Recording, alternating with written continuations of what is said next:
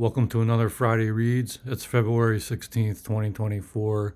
Here's what I've been perusing in the literary world in the last week. Not a real heavy-duty reading week, unfortunately, but I'm still marching my way slowly, trudging through the snow on the last chairlift. I read one or two chapters of this John Irving novel, and again, I'm really enjoying it. It's slow going. It's the kind of book that I feel like should be read in the winter time. So I hope to be able to finish it by the time spring arrives. I've also been slow walking my way through The Great Conversation by Robert Maynard Hutchins. I'm working on my playlist, going chapter by chapter through this. I think I'm up to chapter 4 or 5. The Disappearance of Liberal Education is next up. So check the playlist and see if I get around to that this weekend. I hope to be able to post that really soon.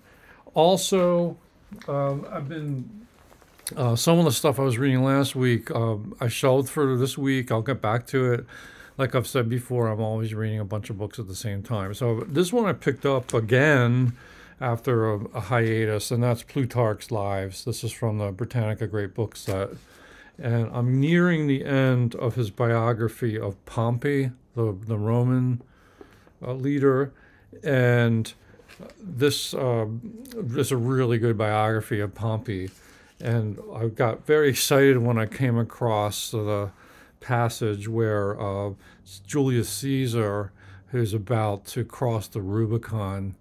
And I thought I would read this passage to you. I wonder if he talks about this same scene, crossing the Rubicon, in his biography of Julius Caesar, which is coming up in the book soon.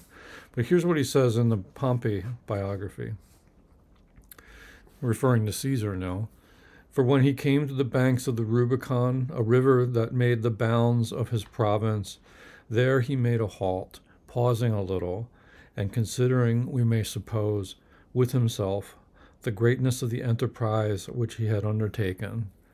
Then, at last, like men that are throwing themselves headlong from some precipice into a vast abyss, having shut, as it were, his mind's eye, and put away from his sight the idea of danger, he merely uttered to those near him in Greek the words, "Aneriphtho kubos," let the die be cast, and led his army through it.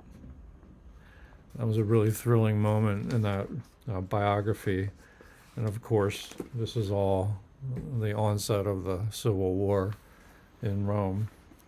Also, I came back to my Poems of Wordsworth. This is a hardcover that was published, I think, by the Cambridge edition. It's called Houghton Mifflin. There's the title page. And this pretty much has everything collected in it. The text is quite small in here, but I like that it's just a one-volume collection of pretty much all his stuff. And there's notes in here, too. So it's a definitely reading glasses material. But every now and then I come back to Wordsworth, and he usually...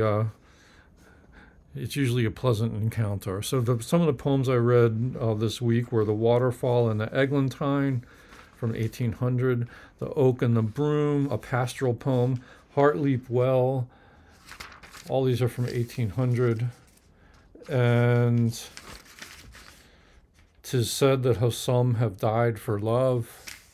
Good one for Valentine's week. And The Childless Father, The Song for the Wandering Jew, and Rural Architecture, Ellen Irwin or The Braes of Kirtle, Andrew Jones, and The Two Thieves, or The Last Stage of Avarice. So one day I was just in the mood for Wordsworth, and it was a lot of fun to dip into some of his poetry. That's about it for this week. I didn't finish any books, and hopefully I'll have a stronger reading week next week. But let me know what you've been reading. Do you have any recommendations? Any books that you've finished? Love to know in the comments. And if you liked the video, please hit that like button. If you're new to the channel, I hope you subscribe. Thanks for watching.